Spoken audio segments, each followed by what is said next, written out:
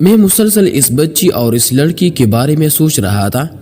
میں جب head office آ گیا تو مجھے بہت تعجب ہو رہا تھا کہ اس بچی پر جو سایہ ہے وہ بہت طاقتور ہے، اور یقیناً اس میں کالا جادو تو شامل ہے، اور یہ کسی ماہر کالے علم والے جادوگر کا ہی کام ہے۔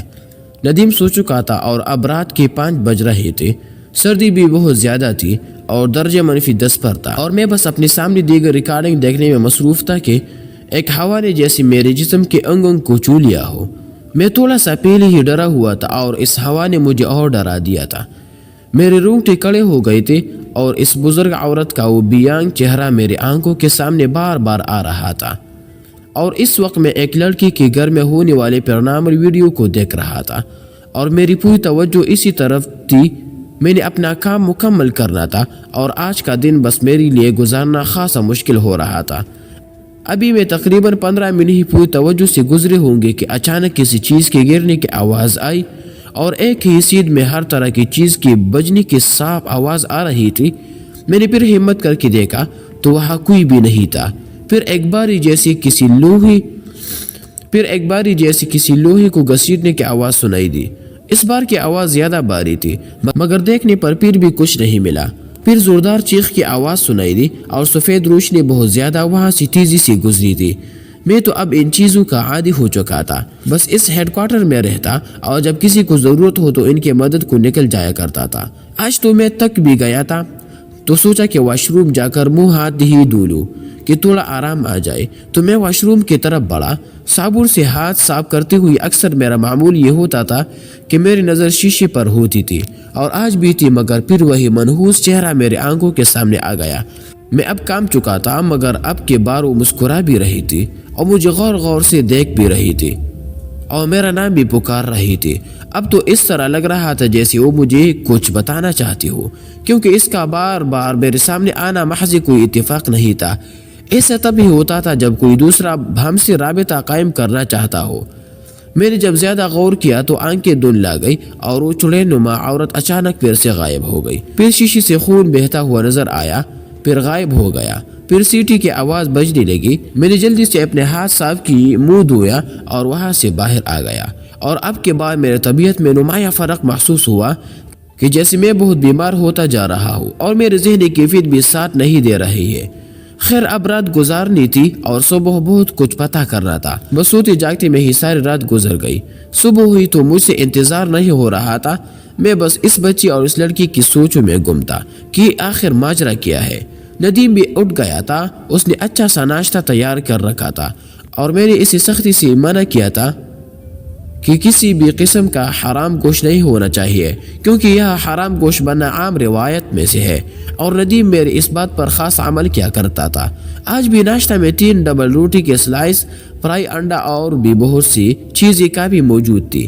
میں نے بس جلدی سے اپنا ناشتہ کیا اور خود سے کہا کہ اب کھا لو، آج تو تیری جان نکلنے ہی والی ہے، اور اب لڑکی کے آنے کا انتظار کرنے لگ گیا، اور انتظار تھا کہ ختم نہیں ہو رہا تھا۔ پھر گیٹ پر دستک ہوئی تو میں بغیر صبر کی بس جلدی سے جا کر گیٹ پر پہنچ گیا اور گیٹ کھول دیا۔ لڑکی سامنے ہی کھڑی تھی اور اس کے ساتھ ایک بوڑھا آدمی تھا جو دکھنے میں کافی کمزور لگ رہا تھا۔ میں نے دونوں کو دیکھا تو ان دونوں کو گھسیٹ کر روم میں بٹھا دیا اور ان کی اچھی طرح سے خاطر تواضع کرنے کا کہا، اور ندیم نے ایسا بخوبی کیا۔ پھر میں جا کر بیٹھ گیا اور اس بوڑھے انسان کو غور سے دیکھنے لگا۔ اس کے ہاتھوں میں ایک لاٹھی تھی جو بہت پرانی تھی، اور کپڑے بھی کئی جگہ سے پھٹے ہوئے تھے، اور بہت غریب انسان لگ رہا تھا۔ میں نے پھر بات چیت کرنا شروع کی۔ دیکھیے، مجھے آپ کی چھوٹی بیٹی کا افسوس ہے کہ اس پر سایہ ہو چکا ہے۔ اللہ نے چاہا تو وہ جلدی ٹھیک ہو جائے گی، مگر مجھے سب کچھ بتانا ہوگا کہ اس گھر میں کیا ہوا تھا۔ مجھے اب سب کچھ بتائیے۔ یہ سوال سن کر جیسے اس بوڑھے انسان کو جھٹکا سا لگا، اس کے سانس سے پھول گئے ہو۔ وہ میری طرف دیکھ رہا تھا۔ میں نے کہا کہ مجھے جب تک سب کچھ صحیح طرح سے نہیں بتائیں گے، میں آپ کی کیسے مدد کر سکوں گا۔ پھر اس بوڑھے انسان نے مجھے بتانا شروع کیا کہ اسی گھر میں ایک عورت تھی، اور وہ کبھی مرا ہوا جانور، کبھی خون، کبھی کچھ تو کبھی کچھ لے آتی تھی۔ اس کو خوبصورت رہنے کا بہت شوق تھا، اور اسے سب ڈائن کہتے تھے یا چوڑیل کہتے تھے۔ وہ ہر روز پتہ نہیں کیا کیا کرتی رہتی تھی۔ کالا علم کرتی تھی، سفلی علم کے ماہر تھی، شیطانی عملیات کرتی تھی، اور خود کو جوان رکھنا چاہتی تھی۔ اس کو اس وقت ایک عامل سے محبت بھی تھی، وہ بھی شیطانی عمل میں ماہر تھا، اور ان دونوں سے پورا گاؤں خوف کایا کرتا تھا، کوئی ان کے پاس نہیں بڑکتا تھا، کیونکہ مشہور تھا کہ یہ دونوں سفلی عمل کیا کرتے تھے، اور جو بھی ان کے پاس بھی بٹکا تو مر جاتا تھا اور اس کی لاش ہی ملتی تھی۔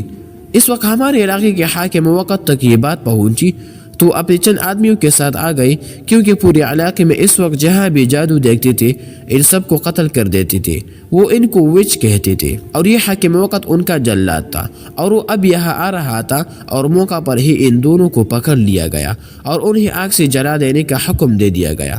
مگر اس سے پہلے ایک عجیب رسم کی گئی جس میں ان کے دونوں ہاتھ، دونوں کان، زبان، ناک یہ سب کاٹا گیا، اور ان کی چیخیں یہاں گونجتی رہی، اور کاٹنے والے سے کپڑے بھی ان کے خون کی ٹپکتی چینٹیوں سے بڑھ گئی۔ اس کے بعد ان دونوں کو الگ کیا گیا اور ان کو رسیوں سے باندھ دیا گیا۔ وہ چیختے چلاتے رہے اور ایک دوسرے سے جدا نہیں ہونا چاہتے تھے، مگر کسی نے ان کی کہاں سننی تھی، اور پہلے عورت کو اسی کے عاشق کے سامنے زندہ جلا دیا گیا، پھر اس کو زندہ جلا دیا گیا، اور پورا گھر کئی لمحوں تک بس ان کی چیخیں سنتا رہا، اور کئی دنوں تک وہاں سے بدبو آتی رہی، اور پھر وہاں عجیب و غریب واقعات رونما ہونے لگ گئے تھے۔ حاکم وقت کسی کو بھی وہاں صفائی کے لیے بیچتا یا ان ہڈیوں کو دفنانے کے لیے بیچتا تو اگلی ہی دن اس کی لاش ہی ملتی تھی، اور یہ سلسلہ 1 ماہ تک چلتا رہا۔ اور حاکم وقت کے پاس یہ بات گئی تو حاکم بھی غصے سے اپنے چند سپاہی لے کر یہاں آ گیا اور سارے ہڈیاں نکال کر دفنا دی، مگر اس کی چند دن بعد ہی اس حاکم وقت کو اور اس کے سپاہیوں کو عجیب سی جلد کی بیماری لگ گئی، ان کا جسم جیسے سڑگل رہا تھا، اور مرنے سے پہلے یہ چیختے رہتے تھے مگر موت نہیں آتی تھی، تو وہ بھی چند دن بعد پرسار مر گئے تھے۔ اور اس واقعے کے 30 سال بعد ہم لوگ اب یہاں شفٹ ہوئی ہے، اور اب یہ ہمارے بچے کے ساتھ ہی معاملہ پیش آ گیا۔ میں ان سب کے بعد بہت تفصیل سے سن رہا تھا، اور اب مجھے سمجھ آ گئی تھی کہ اب اصل معاملہ کیا تھا۔